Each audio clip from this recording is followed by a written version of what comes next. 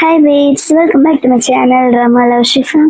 என்னடா இது யாரோ பேசுகிறாங்கன்னு நினச்சிக்காதீங்க, என்னுடைய வாய்ஸ் தான். எனக்கு கொஞ்சம் கோல்டு, அதான் வாய்ஸ் டிஃப்ரெண்ட்டாக இருக்குது, அட்ஜஸ்ட் பண்ணிக்கோங்க. To my show episode 11. Last episode பார்க்காதவங்க நம்ம சேனலில் இருக்கும், பார்த்துட்டு வாங்க. ஷூலாங்கு ஃபேன்ஷியாவுடைய வீட்டுக்கு வரான். ஃபேன்ஷி அவனுக்காகவே வெயிட் பண்ணிட்டு இருந்த மாதிரி ஷூலாங்க பார்த்ததுமே வந்துட்டியா அப்படின்னு சந்தோஷமாக பார்க்குறான். ஷூலாங் வந்ததுமே அவன்கிட்ட ஒரு அக்ரிமெண்ட் காட்டுறான். அந்த அக்ரிமெண்ட்ல சுகர் பேபி அக்ரிமெண்ட்னு போட்டிருக்கு. அதை பார்த்ததுமே ஃபேன் ஷேக் கடுப்பாகுது. என்னது இதெல்லாம் அப்படின்னு கேட்குறான். இதுல நீ சைன் பண்ணணும் அப்படின்னு சொல்ல, எதுக்கு அப்படின்னு கேட்குறான். பின்ன என்ன, நீ என் கூட ஃப்ரீயா இருக்கணும்னு நினைக்கிறியா அப்படின்னு சொல்றான். இல்ல, நம்ம 2 பேர் ஃபர்ஸ்ட் எப்படி இருந்தோம் அப்படியே இருக்கலாம்ல அப்படின்னு ஃபேன்ஷியா கேட்க, எனக்கு கூட தான் ஃபர்ஸ்ட் இருந்த மாதிரியே இருக்கணும்னு ஆசையா இருக்குது. உன்னை பார்க்கறதுக்கு முன்னாடி நான் எப்படி இருந்தேன் அந்த மாதிரி இருக்கணும்னு எனக்கு வந்து ஆசையா இருக்குது. ஆனா அப்படி இருக்க முடியாது அப்படின்னு சொல்றான். ஃபர்ஸ்ட் ஃபேன்ஷியா அந்த அக்ரிமெண்ட்ல சைன் பண்ண மாட்டேன்னு தான் சொல்றான். ஆனா ஷூலாங் அவனை கட்டாயப்படுத்த சரி சைன் பண்றேன் அப்படின்னு ஒத்துக்கிறான்.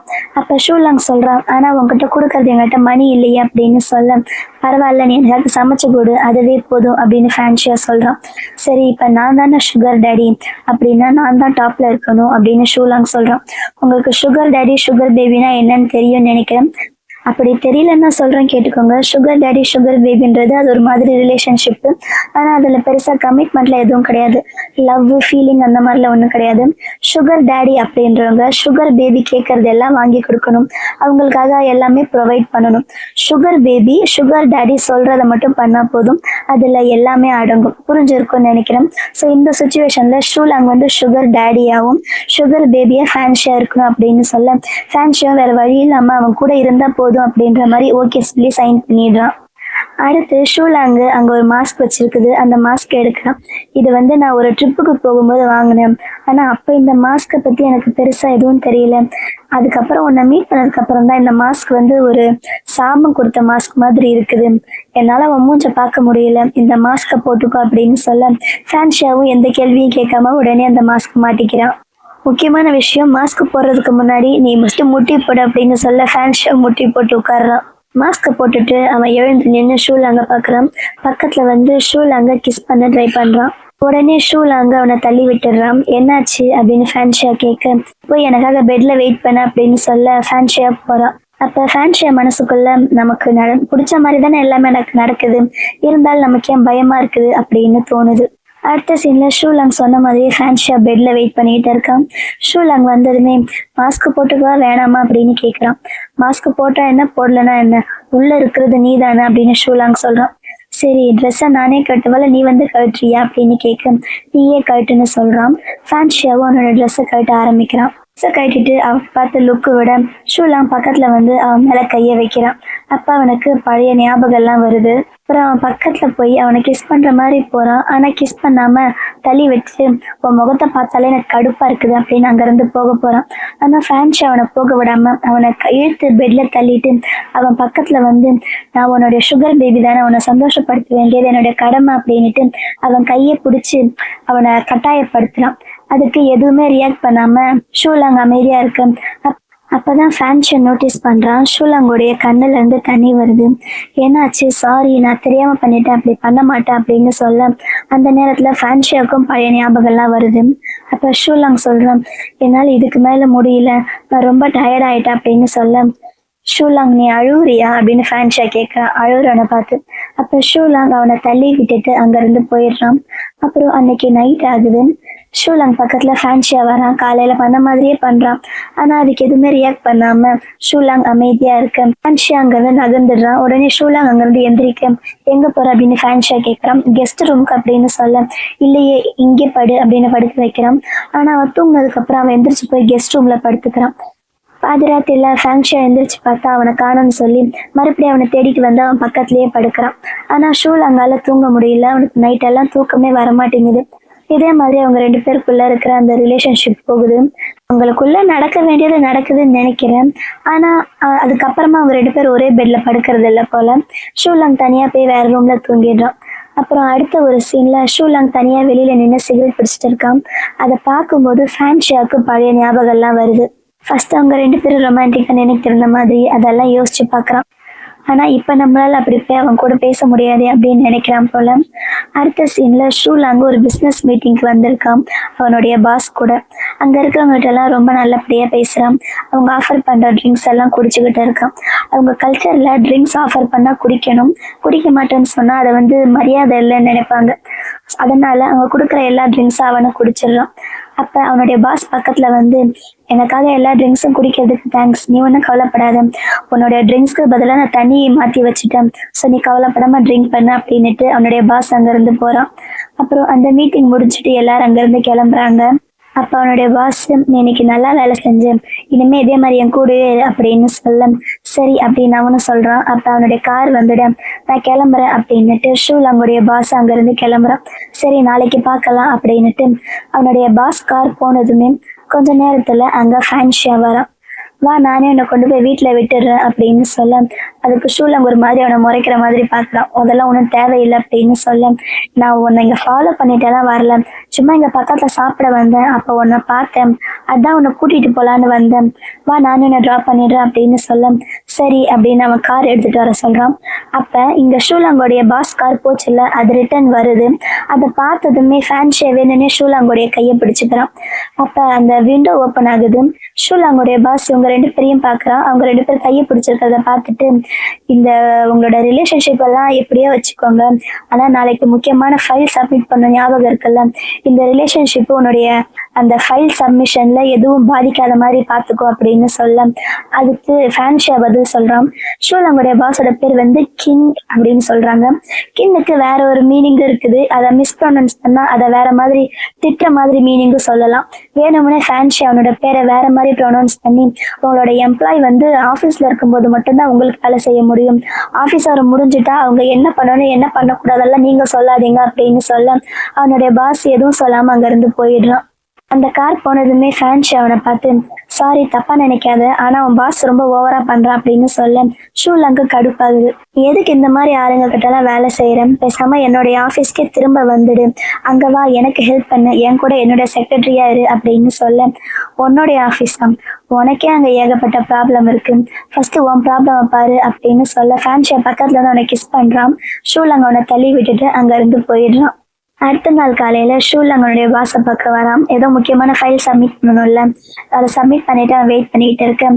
அப்ப அவனுடைய பாஸ் சொல்றான், நேத்து உன் கூட இருந்தானே அவன் யார், உன்னோட பாய் ஃப்ரெண்டா, அவன் சொன்ன மாதிரி உன்னுடைய பர்சனல் ஹவர் ஒன்றும் இந்த ஆஃபீஸ் வேலை பாதிக்கலையே அப்படின்னு சொல்ல, அதெல்லாம் ஒன்றும் இல்லை, நீங்க அதை ஒன்றும் மனசுல வச்சுக்காதீங்க அப்படின்ற மாதிரி ஷூலாங் சொல்றான்.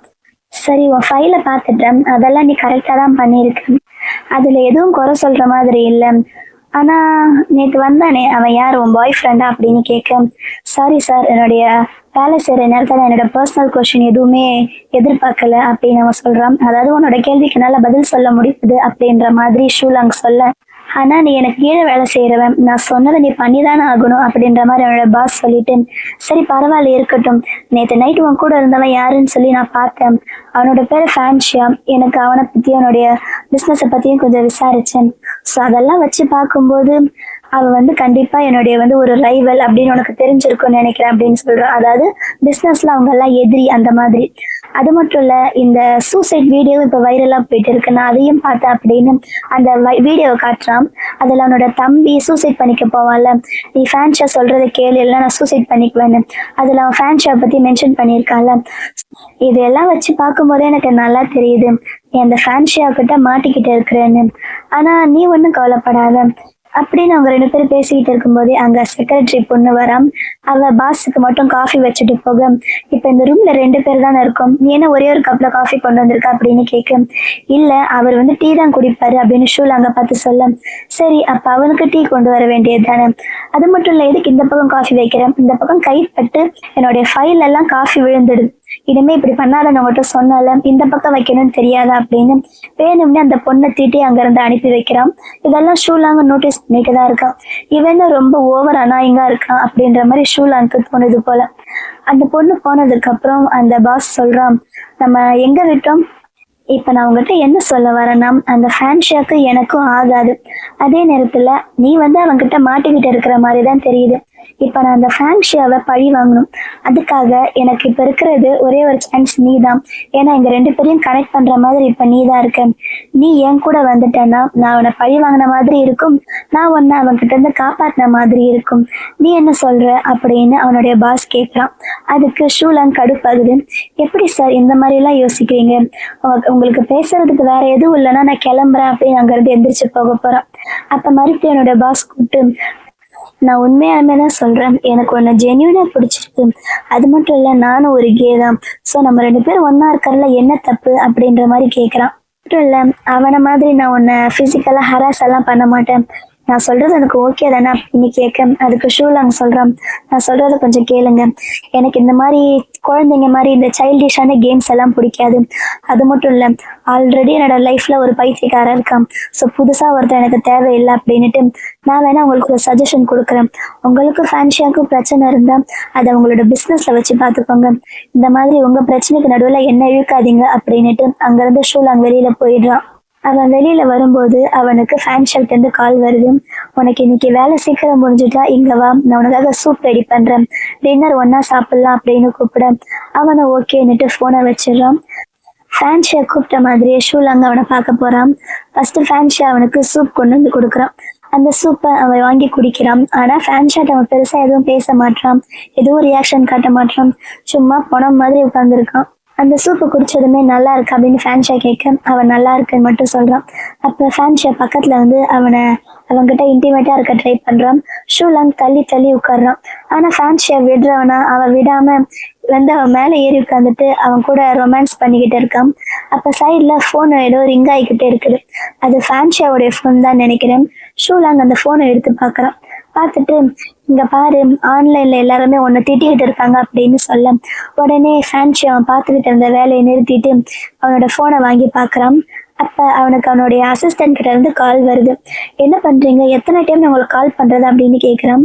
என்ன விஷயம் அப்படின்னு ஃபேன்ஷியா கேட்க, நம்மளுடைய வெப்சைட்டே யாரோ ஹேக் பண்ணிட்டாங்க, அதுல எல்லாம் உங்களை பத்தினா தப்பான நியூஸ் எல்லாம் வந்துகிட்டு இருக்கு அப்படின்னு சொல்ல ஃபேன்ஷியாவுக்கு என்ன பண்றதுன்னு தெரியல. இப்ப உடனே போயாகணும். ஆனா ஷூலாங் கூட நைட்டு ஒன்னா டின்னர் பண்ணலான்னு வேற சொல்லியிருந்தாலும், அதனால இப்ப என்ன பண்றது அப்படின்னு யோசிக்க, பரவாயில்ல நீ போயிட்டு வா, எனக்கு பசிக்கல அப்படின்னு ஷூலாங் சொல்றான்.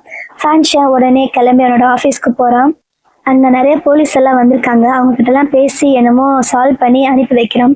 அப்ப அவன் கூட இருந்தவன், இந்த டைம் என்ன ஆச்சு, யார்கிட்ட நீ பிரச்சனை பண்ண, யார் என்ன பண்ணாங்க அப்படின்னு அதை பத்தி விசாரிச்சுட்டு இருக்காங்க. அப்புறம் ஓரளவுக்கு அந்த பிரச்சனை எல்லாம் தீர்த்து வச்சுட்டு அவனோட வீட்டுக்கு போறதுக்கு கார் பார்க்கிங் கிட்ட வரான். அப்ப வேணும்னே அவனோட காருக்கு முன்னாடி இன்னொரு ஒரு கார் வந்து நிக்குது. அதுல இருந்து ஷூலாங்குடைய பாஸ் ஸ்கின் இருக்கால அவ இறங்குறான்.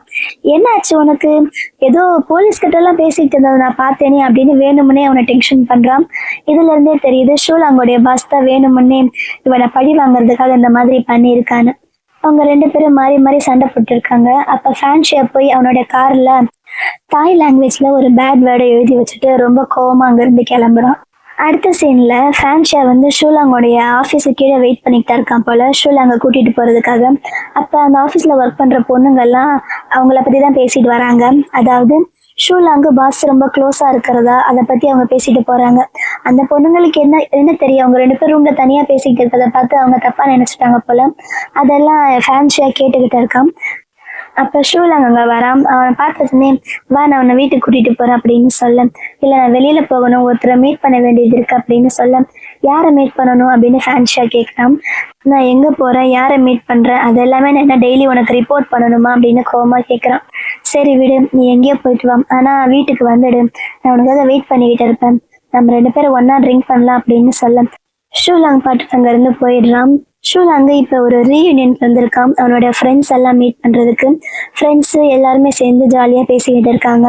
ஷூலாங்கோட ஃப்ரெண்ட் அவனை கிண்டல் பண்ண அவன் அதை ஜாலியா எடுத்துட்டு எல்லாருமே சும்மா ஜாலியா ஃப்ரெண்ட்ஸா பேசிக்கிட்டு இருக்காங்க. அப்ப ஷூலாங் கேட்கறான், எனக்கு ஒரு ஹெல்ப் வேணும், இப்ப நான் ஜாபை ரிசைன் பண்ணலான்னு இருக்கேன், எனக்கு நீங்க யாராச்சும் உங்களோட ஆஃபீஸ்ல ஏதாச்சும் வேலை கிடைக்குமா, எனக்காக ஏதாச்சும் வேலை ட்ரை பண்ண முடியுமா அப்படின்னு கேட்கறான். அப்ப ஷூலாங்குடைய போன்ல மெசேஜ் வருது. அவன் ஆல்ரெடி அவனுடைய ரெசிக்னேஷன் லெட்டரை கொடுத்துட்டான் போல. அவனோட ரெசிக்னேஷன் லெட்டர் வந்து அக்செப்ட் ஆயிடுச்சு அப்படின்னு மெசேஜ் வர அவன் ரொம்ப ஹாப்பியா ட்ரிங்க் பண்றான். ஆனா இருந்தாலும் இப்ப அவனுக்கு வேலை வேணும்ல, அதனால அவன் ஃப்ரெண்ட்ஸ் கிட்ட கேட்கறான். ஏன்னா அவங்க எல்லாரும் அதே ஃபீல்ட்ல தான் இருக்காங்க. அதே இந்த ஃபீல்ட்ல உங்க யாருக்காச்சும் ஜாப் இருந்தா சொல்லுங்க அப்படின்னு சொல்ல அவங்க எல்லாருமே என்னடா இப்படி கேட்குறேன். அப்போ ஒரு பொண்ணு சொல்றா, நான் வேலை செய்யற இடத்துல கொடுக்குற சேலரி ரொம்ப கம்மி அப்படின்னு எல்லாரும் அவங்களுடைய வேலையை பத்தி புலம்பிட்டு இருக்காங்க. அப்போ ஒரு பையன் உள்ள வரான், அவன் கூட ஃபேன்ஷியாவை கூப்பிட்டு வரான். இவர் ஃபார்மா பிசினஸ்ல தான் இருக்காரு அப்படின்னு ஃபேன்ஷியாவை இன்ட்ரடியூஸ் பண்ண எல்லாரும் எந்திரிச்சு அவனுக்கு மரியாதை கொடுத்து பேசுறாங்க. ஆனா ஷூலாங்க்கு தான் செம்ம கடுப்பாகுது. அப்ப ஷூலாங் பக்கத்துல உட்காந்துருந்தவன் சொல்றான், பேசாம என் கம்பெனிக்கு வந்துடுறான், என்ன சேலரி தான் கொஞ்சம் கம்மி, பட் நம்ம எல்லாம் ஒன்னா ஒர்க் பண்ணலாம்ல அப்படின்னு சொல்ல உடனே ஷூலாங் சரின்னு சொல்றான். அப்ப அந்த டீம்ல இன்னொரு பையன் இருக்கான் கண்ணாடி போட்டுட்டு. அவன் ஷூலாங் வந்து ஸ்கூல் படிக்கும்போது லவ் பண்ண பையன் போல. அவன் சொல்றான், நீ என்னோட கம்பெனிக்கு வந்துடு, உனக்கு ஓகேன்னா சொல்லு, நான் மேல பேசி பாக்குறேன் அப்படின்னு சொல்ல இப்படி இவங்க எல்லாரும் பேசிக்கிட்டு இருக்கிறத ஃபேன்ஷியா பார்த்துக்கிட்டு இருக்கான். கொஞ்ச நேரம் கழிச்சு எல்லாரும் அங்கிருந்து கிளம்புறாங்க. ஷூலாங் திரும்பி பார்த்தா அங்க யாரும் இல்லை. சரி நம்மளும் கிளம்பலாம் அப்படின்னு அவன் போக அவன் முன்னாடி ஃபேன்ஷியா வரான். உனக்கு ஜாப் வேணும்னா என்கிட்ட சொல்ல வேண்டியது தானே, எதுக்கு இவங்ககிட்ட எல்லாம் சொல்லிட்டு இருக்க அப்படின்னு கேட்குறான். நீ எதுக்கு நான் போற இடத்துக்கெல்லாம் வரேன், எதுக்கு என்ன ஃபாலோ பண்ற அப்படின்னு கோவமா கேட்டுட்டு ஷூலாங் அங்கிருந்து வந்துடுறான். ஃபேன்ஷியா அவனே பார்த்துக்கிட்டு இருக்க. ஷூலாங் கொஞ்சம் தூரம் நடந்து வந்துடுறான். அப்ப அன்னைக்கு ஒரு லேடி வந்தாங்கல்ல, அந்த லேடி அந்த இடத்துக்கு வராங்க. அவங்க வேணும்னே வந்து ஷூலாங் கிட்ட கொஞ்சம் க்ளோஸா நடந்துக்கிறாங்க. அப்ப ஷூலாங் கேட்கறான், என்ன பண்றீங்க நீங்க அப்படின்னு கேட்க, நீ ஒன்றும் கவலைப்படாத, நான் உனக்கு ஹெல்ப் பண்ண தான் ட்ரை பண்றேன், உன்னை ஓவரா தொந்தரவு பண்றால, நீ நிறைய வெயிட் வேற லூஸ் பண்ணிட்ட, பார்த்தாலே தெரியுது உன்னை ரொம்ப டிஸ்டர்ப் பண்றான்னு, இன்னைக்கு அவனுக்கு ஒரு பாடம் கற்றுக் கொடுக்கலாம் அப்படின்னுட்டு அவன் பக்கத்துல இருந்து க்ளோஸா நடந்துக்கிறான். அவனுக்கு தெரியும் நான் கேன் அப்படின்னு சொல்ல, கேவா இருந்தாலும் ஒரு பணக்கார லேடியை ஏமாத்துறதுக்கு பசங்க என்ன வேணா பண்ணுவாங்க அப்படின்னு அவன் நினைச்சுக்கட்டும், நீ வா அப்படின்னு வேணும்னே அந்த லேடி பக்கத்துல வந்து இவங்கிட்ட க்ளோஸா இருக்கிற மாதிரி நடிக்கிறாங்க. அதெல்லாம் தூரத்துல இருந்து ஃபேன்ஷியா பார்த்துக்கிட்டு இருக்கான். அவனால அதுக்கு மேல பார்க்க முடியல. அவன் கோவமா பக்கத்துல வரான். வரும்போது, உன்னுடைய கிளாஸ்மேட்ஸ், உன்னுடைய பாஸ், நானு, இன்னும் எத்தனை பேரு கூட தான் இந்த மாதிரி பழகுவ அப்படின்னு கோவமா கேட்கிறான். அப்ப அந்த லேடி ஷூலாங் பக்கத்துல வந்து, என்ன இன்னைக்கு நைட் நம்ம 2 பேரும் ஒன்னா வெளியில போலாமா அப்படின்னு கூப்பிட ஷூலாங்க வேணும்னே அந்த லேடியோட கையை பிடிச்சிட்டு வா போலாம் அப்படின்னு அங்க இருந்து வெளியில போறான். இந்த சீனை பார்க்க ஃபேன்ஷியாக்கு இன்னும் செம்ம கடுப்பா இருக்கு. அடுத்த சீன் வந்து கனவு மாதிரி இருக்கு, நிஜ மாதிரி இருக்கு, சரியா புரிய மாட்டேங்குது. ஷூலாங் அவனுடைய ஸ்கூல் படிக்கும்போது ஒரு பையனை லவ் பண்ணான்னு சொன்னால, அவங்க 2 பேரும் ஒன்னா உட்காந்து பேசிக்கிட்டு இருக்காங்க. அப்ப அந்த பையன் இவன் கையை பிடிச்சு, நான் அவன் கூட இருக்கிறேன், நான் உன்னை காப்பாத்துறேன் அப்படின்னு என்னமோ சொல்ல, அதுக்கு ஷூலாங் சொல்றான், இல்ல நீ தப்பா நினைச்சுக்கிட்டேன், அதெல்லாம் ரொம்ப வருஷம் ஆச்சு, ஸ்கூல் படிக்கும்போது நமக்கு வந்தது வந்து ஒரு பப்பி லவ், அதெல்லாம் எப்பவோ போயிடுச்சு அப்படின்னு சொல்றான். ஆனா இப்ப நம்ம 2 பேரும் ஒன்னா இருக்கலாம் அப்படின்னு அவன் சொல்ல அந்த இடத்துக்கு ஃபேன்ஷியா வரான். ஃபேன்ஷியா ஷூலாங்க பார்த்து, நீ வீட்டுக்கு வந்து 4 நாள் ஆச்சு, என் கூட வா அப்படின்னு சொல்றான். நீ கொஞ்ச நேரமும் சும்மா இருக்க மாட்டியா அப்படின்னு ஷூலாங்க அவனை பார்த்து திட்ட. ஃபேன்ஷியா கடுப்பாகுது. நம்ம 2 பேரும் சாகுற வரைக்கும் இதே மாதிரி ஒன்னாதான் இருப்போம் அப்படின்னு ஃபேன்ஷியா சொல்ல ஷூலாங்க கடுப்பாகுது. அப்ப ஃபேன்ஷியா அவனோட ஃப்ரெண்ட் இருக்கான்ல, அவன் கண்ணாடி போட்டு அவனை பார்த்து, நீ எங்க 2 பேருக்கு நடுவுல வந்தா நான் உன்னை கொன்னுடுவேன் அப்படின்னு மிரட்டுறான். அப்புறம் ஷூலாங்க பார்த்து, நம்ம 2 பேரும் தான் கடைசி வரைக்கும் ஒன்னா இருக்கணும் அப்படின்னு சொல்ல, அப்ப ஷூலாங் சொல்றான், நம்ம 2 பேரோட எண்டிங் எப்படி இருக்குன்னு எனக்கு இப்பவே நல்லா தெரியுது, ஒன்னாலதான் நான் சாக போறேன், அப்படி இல்ல உன்னோடைய சாவு என்னோட கையில தான் அப்படின்னு ஷூலாங் சொல்றான். இது எல்லாமே ஷூலாங்கோடைய கனவு போல. ஏன்னா இப்ப பெட்ல அவங்க 2 பேரும் இன்டிமேட்டா இருக்கிற மாதிரி இருக்கு. அதே நேரத்துல இதெல்லாம் அவங்க மைண்ட்ல போற மாதிரி இருக்குது.